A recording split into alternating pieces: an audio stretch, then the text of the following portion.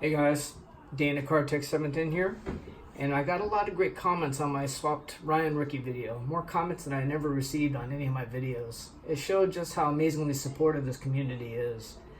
First of all, it wasn't really meant to be a negative video. If anything, I wanted to focus on the positive, that a relative newbie to the graded card hobby was initially taken advantage of, and in the end, resources such as PSA loss prevention and eBay buyer's protection saved me from a really expensive scam.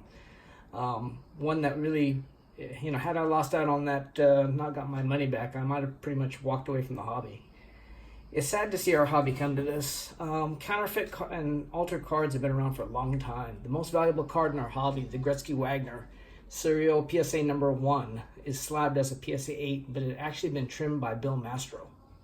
And that guy did 15 months in prison for tampering, for fraud.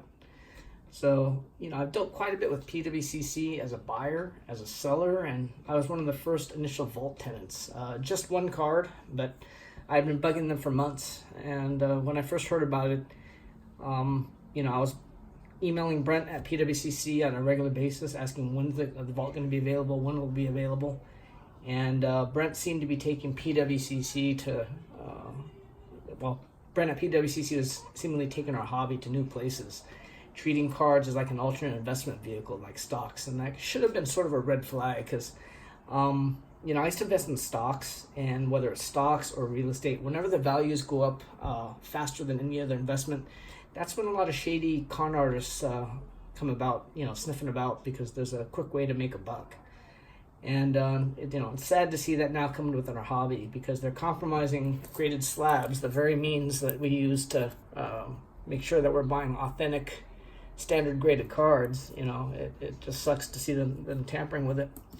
And when it happens to you, when you get ripped off, you really do feel all alone and helpless, like you're dealing with a hurdle that's bigger than you.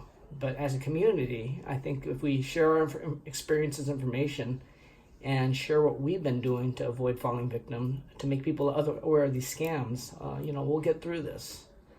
I, for one, I've heard a lot of people are going to boycott PWCC, me included, but some people are saying that, PSA is responsible. And not to say that, what's happening now isn't because of them, because, these con artists have gotten away with it, but I, for one, am still going to be buying PSA slabs and submitting cards to PSA, but I'm just going to be extra careful on when I do purchase slabs, because, like I said, I had that Nolan Ryan rookie, and, luckily I sent it back to PSA to get reholdered. Otherwise, I wouldn't have known. I could be holding on to, a fraudulent card, now and be out $3,300. But I was less than convinced by PWCC's initial answer about selling cards from Gary Moser. In Seattle, we get local news on local businesses, and one of the stories that was on the local websites was the PWCC's trouble being on the hot seat for, selling altered cards, and their statement to the local press has actually been cleaned up a little. They definitely had a little more PR touch to it. But they say they're working with PSA and the authorities. Not really sure what that means as far as authorities go. But I, for one, I've closed my PWCC vault, and WILLIE Mace has been freed from the vault. PWCC was supposed to open up clients being able to send their own PCs to their vaults, like a safety deposit box. Luckily, the scandal broke before I was able to send any of these to the vault.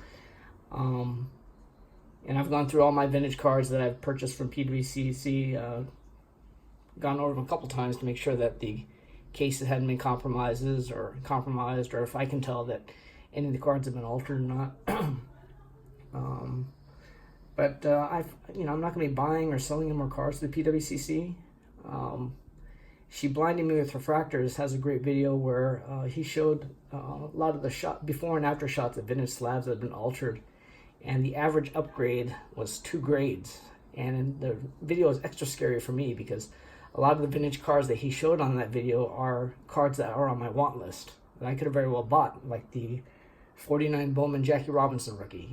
I had been looking and bidding on that particular card on PWCC auction, so I'm really glad I didn't win it. But I closed my vault at PWCC and they charged me 61 bucks, which is supposed to be for shipping as well as they've been holding on to this card since January when I had it sent there. So $61 versus the $250 plus that I would have paid on sales tax. It did save me, but you know,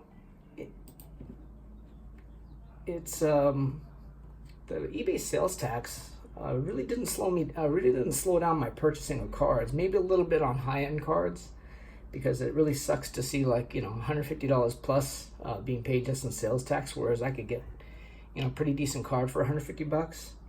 But for the most part, my purchasing really hasn't slowed me down much. That's, you know, due to the sales tax. But my core here, my core 4 cards and some of my other more valuable cards, like my Stan Musial rookie, I'm going to go with my original plan, which is send these to a safety deposit box. And I'll also be getting an insurance policy with Collect Insure. You know, probably a little more expensive than the vault option, but I just think PWCC's values are going to take a hit in the short run. And I really, until they clean up their reputation and make good on their reputation, I really don't want to deal with them anymore. But, you know, having said that, though, there's really nothing like getting your vintage cards in hand. This is the first time I've been able to handle this since January, so I'm pretty happy. I am going to be keeping my T206 Ty Cobb, though, because, you know, I'm getting a display case, and I plan on showcasing this. This is by far my most valuable T206 card. Best looking card, too, because I really love the color, the red background here.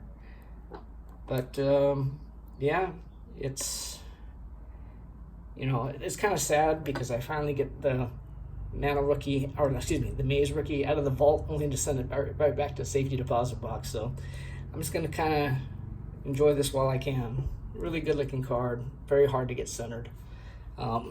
Better centered than my Nano rookie, for sure. But want to thank everyone for their comments, though. Like I said, that video was, I got more positive comments than any other video I've ever posted. And, you know, just be aware, you know, like I said, it's, if we stick together as a community and share our experiences, and I really don't participate in forums, but I think as a community we'll get through this. And, you know, it's still a great hobby. And if you guys like videos like this, I'd appreciate any additional comments. Until then, guys, thanks for watching.